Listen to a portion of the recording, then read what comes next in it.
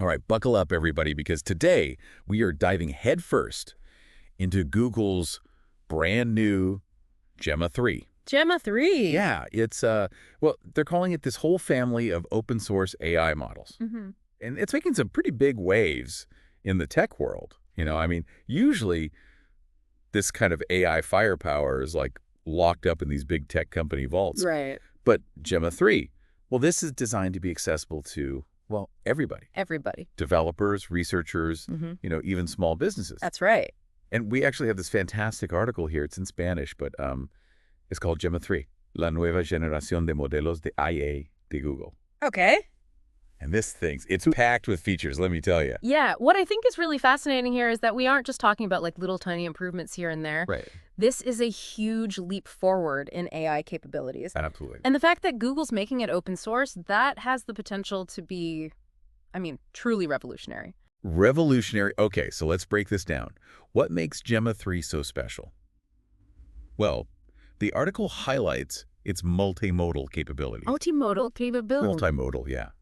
Which sounds, well, impressive. It does. But what does that actually mean in plain English? Basically, it means that Gemma 3 can work with way more than just text. More than text. Oh, yeah, we're talking images, videos, even short videos, Okay. even audio. Audio, too. Yeah, though that aspect is still kind of in the experimental phase, I see. but still. Think about it. You could show Gemma 3 a video and then just ask it to describe what is happening in the video. Oh, wow. And not just tell you what objects are in it. Right. Describe what's happening. So it's not just labeling it like cat playing piano. Exactly. It could actually tell me this is a tabby cat Hmm. playing a simplified version of Twinkle Twinkle Little Star on a miniature piano. That's exactly it, yeah. So it's really about moving beyond just basic object recognition into this deeper understanding of the content and the context. So context, too. Content and context, yeah.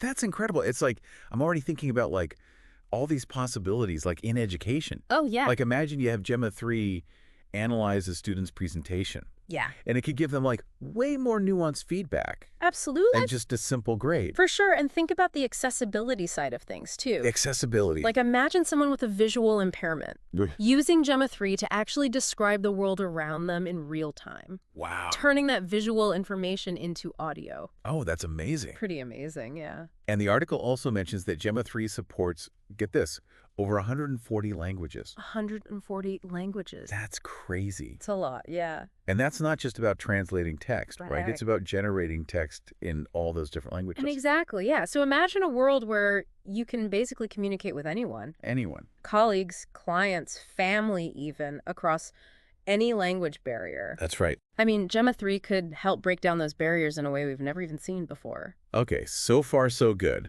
But I'm guessing all this power, it requires some serious muscle, computing muscle. Yeah. So is this something I can run on my phone?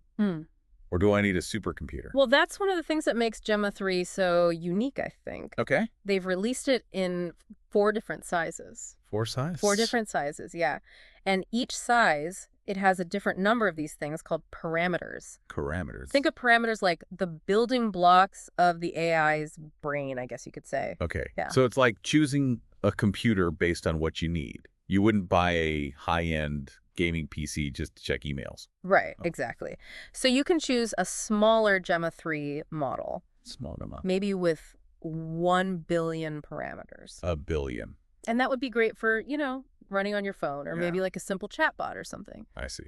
But then for the more complex tasks, you know, like analyzing huge data sets, generating really high-quality creative text formats. Okay. You might need to opt for the 27 billion parameter version. 27 billion, wow. Yeah, so there's a Gemma 3 for basically everyone. So there's Gemma 3 for everyone. From casual users to, you know, serious AI researchers. And speaking of research, yeah. The article mentions, and this is a big one, 128,000 token context window. 128,000. Can you translate that into something, well, a non-tech person like me can understand? Sure. Because that's a lot of tokens. It is a lot, yeah.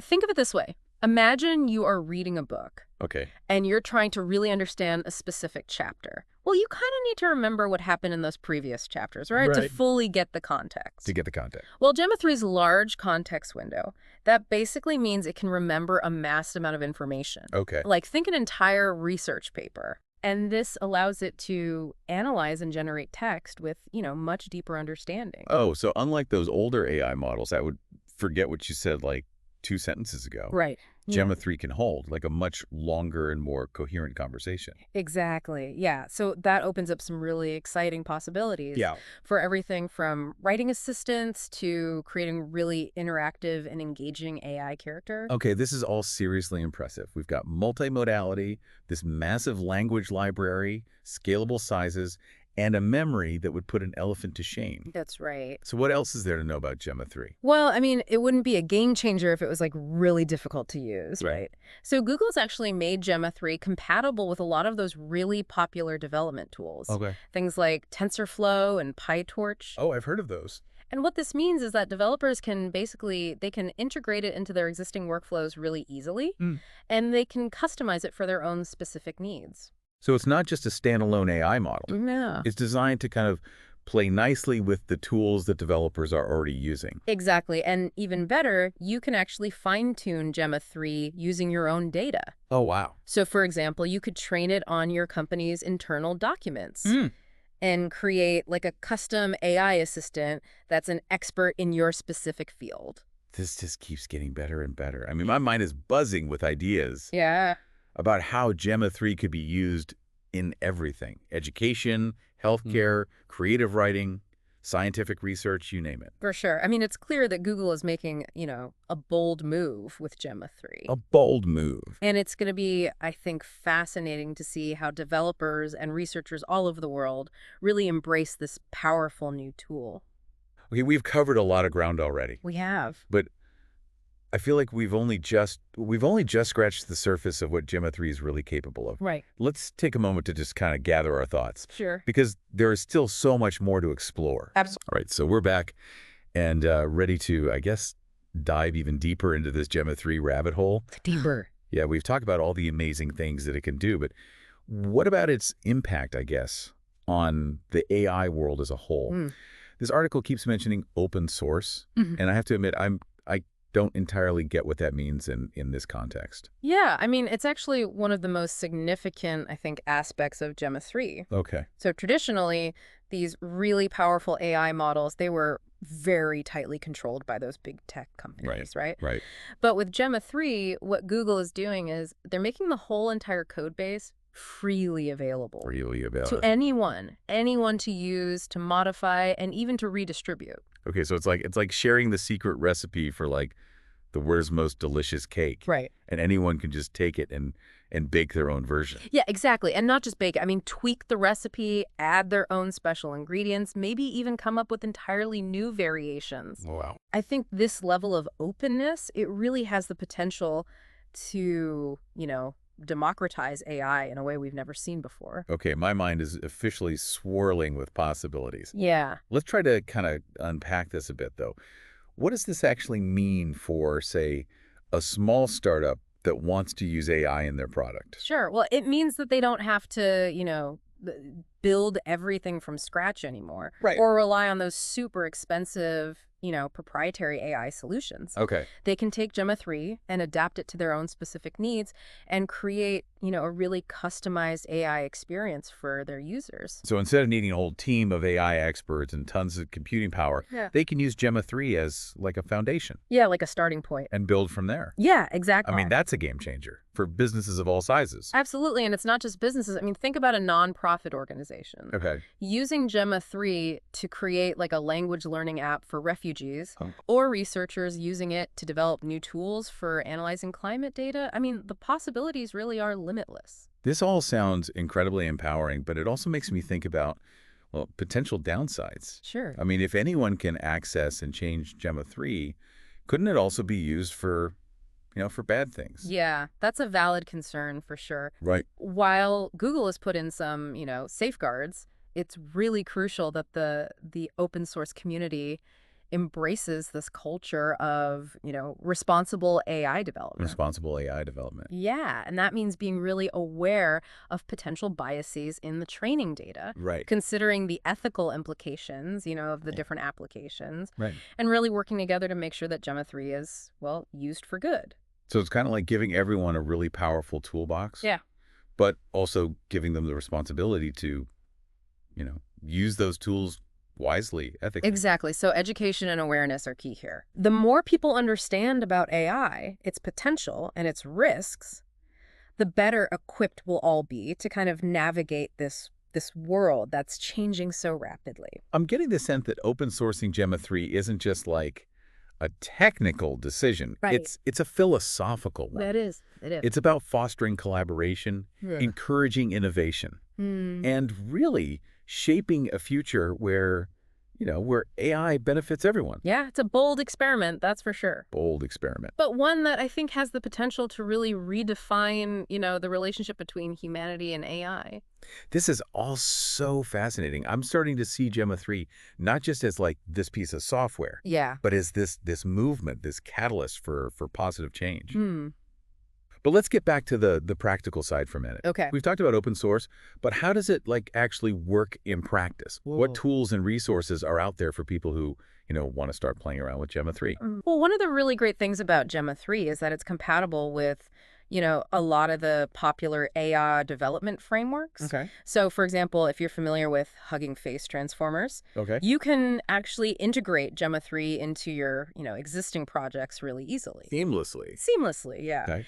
And Google's also released, detailed documentation and tutorials, so that makes it easier for beginners and experienced developers. So there's a whole ecosystem of tools and resources already in place, Yeah. making Gemma 3 accessible even for those who aren't, hardcore AI programmers. Exactly. And Google's gone even further. They're providing these predefined, I guess you could call them recipes, for fine-tuning Gemma 3 for very specific uses. Specific uses, okay. Let's say you want to create a chatbot. Okay. That can answer customer questions about your company's products. You could use one of these recipes as a starting point, adapt it to your, specific needs, and then train Gemma 3 on your company's product catalog. It sounds almost like a cookbook for AI. Yeah, that's a good way to think about it. Instead of starting from scratch, you choose a recipe that's close to what you want, and then you add in, your own personal touches. Yeah, exactly. I like it. So these recipes, they make it much easier and faster to get up and running with Gemma 3, especially for, I guess, smaller teams. Right, or individuals. Yeah. Who, don't have the resources to build everything themselves. Okay, this all sounds incredibly exciting, but what about cost? I mean, training and running these large AI models, that can get pretty expensive. It can, yeah. How does Gemma 3 address that? Well, Google's made some big strides in optimizing Gemma 3 for computational efficiency. Okay. You remember how we talked about, the different model sizes? Right, yeah. Well, you can choose a smaller model, and that requires less computing power and therefore less cost to train and run. So like choosing a more fuel-efficient car. Exactly. You get the functionality you need without, breaking the bank. Right. And then for, researchers and students who might not have access to these really expensive computing resources, Right. Google offers the Gemma 3 academic program.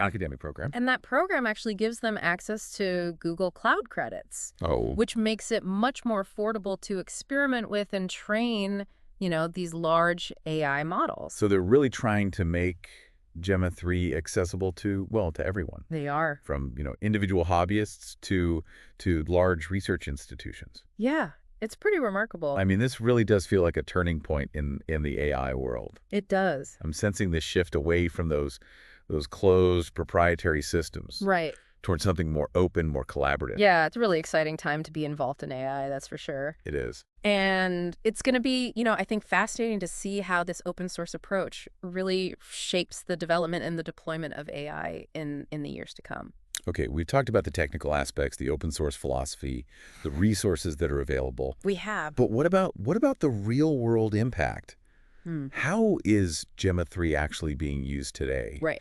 And what can we expect to see in the future? Let's take another quick pause just to gather our thoughts. Okay. And then we'll dive into some concrete examples of how Gemma 3 is already, changing the world. Sounds good. All right, so we're back and ready to kind of explore the real-world impact of this Gemma 3. Real world. Yeah, I mean, we've talked about all the features, the open source, all that. But now I want to know, how is this thing actually being used, out there in the wild? On the wild, yeah. What kind of cool stuff are people already doing with it? Well, one area where I think we're seeing some really interesting applications is healthcare. Healthcare. Okay. Researchers are using Gemma 3 to analyze medical images, Medical images. like X-rays and scans, to help doctors, detect diseases maybe earlier. Earlier. And more accurately. So we're talking about AI that can spot things that human doctors might miss. Yeah, potentially even saving lives. Wow. So Gemma 3's ability to process and analyze these huge amounts of visual data, Right. it makes it a really powerful tool for, medical diagnostics. I see. And because it's open source, researchers all over the world, they can collaborate and share their findings much more easily. And that, of course, accelerates progress in this field. That's incredible. What about education? Education. Yeah, I'm curious to know how Gemma 3 is being used to, I don't know, to help students learn maybe more effectively. Well, I mean, imagine a world where, every student has access to like a personalized AI tutor. An AI tutor. That adapts to their individual, needs and learning style. I mean, that's the kind of thing Gemma 3 could make possible. Wow, that would be a game changer, especially for students who, maybe struggle in those traditional classroom settings. Absolutely, yeah. So Gemma 3 can analyze a student's performance, Okay. identify their strengths and weaknesses, Right. and then it can actually, tailor the learning experience to help them progress at their own pace. Their own pace. Yeah, and it can also give teachers valuable insights into, each student's progress, allowing them to personalize their instruction maybe more effectively. So it sounds like Gemma 3 could really revolutionize both the teaching and the learning I experience. so, yeah. And speaking of revolution, what about the creative arts? Creative arts. Oh, absolutely. I mean, musicians are already using Gemma 3 to compose new pieces of music. Oh, wow. Visual artists are using it to create, really stunning images and animations. And writers are even using it as like a tool for brainstorming. Oh, cool. And to help overcome writer's block. Okay, now you're really talking my language. Yeah. I can imagine, like, writers collaborating with Gemma 3 to develop plot ideas, create unique characters, Right. maybe even generate different writing styles. Exactly. Yeah. And because Gemma 3 can understand and generate text in so many different languages, Right. it's opening up these really interesting possibilities for cross-cultural artistic collaboration. Not cultural. Imagine, a musician in Spain Okay. working with a lyricist in, I don't know, Japan, Wow. using Gemma 3 to bridge that language gap and create something, truly unique. This is mind-blowing. It feels like Gemma 3 isn't just, a tool, it's like a muse. Muse, yeah. This creative partner. Yeah, like a partner. that can help artists push the boundaries of what's possible. That's a good way to put it. And let's not forget about the impact on scientific research. Oh, right. I mean, scientists are using Gemma 3 to analyze those massive data sets. Yeah, huge data sets. Identify patterns and make new discoveries in all sorts of fields. Yeah, everything from astronomy to genetics.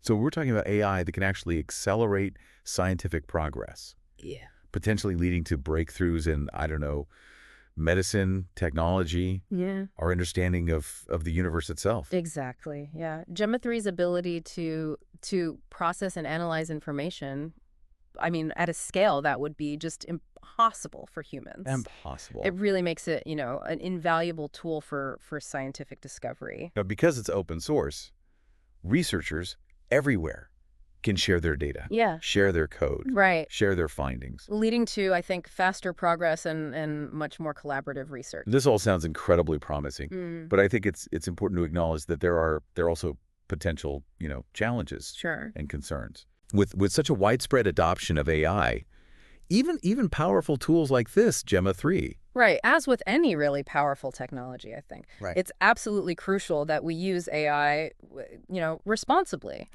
ethically. Yeah. We need to be really mindful of, potential biases in the training data. And we need to be having these really open and honest conversations about the societal implications of AI, Right. including its impact on, jobs and the economy. So it's not just about, celebrating all these possibilities. It's also about addressing those potential risks and making sure that AI is used to benefit, all of humanity. I think that's really well said. Yeah. The future of AI, it's not predetermined. It's really up to all of us. Follow us. To shape it. To shape it. Yeah. To ensure that AI is used to create, I think, a more just, a more equitable, and a more sustainable world. Well, I got to say, after this deep dive into Gemma 3, I'm feeling really optimistic about the future. Me too.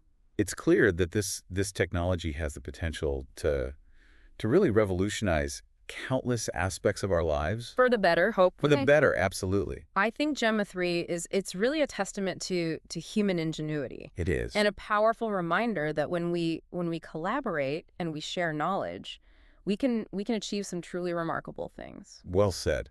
And on that inspiring note, I think we've reached the end of our Gemma 3 deep dive. I think so. We hope you've enjoyed the journey as much as we have. Absolutely. And remember, this is really just the beginning. The beginning. The story of Gemma 3. And I think the future of AI as a whole, it's still being written. Still being written, yeah. So we encourage you to explore.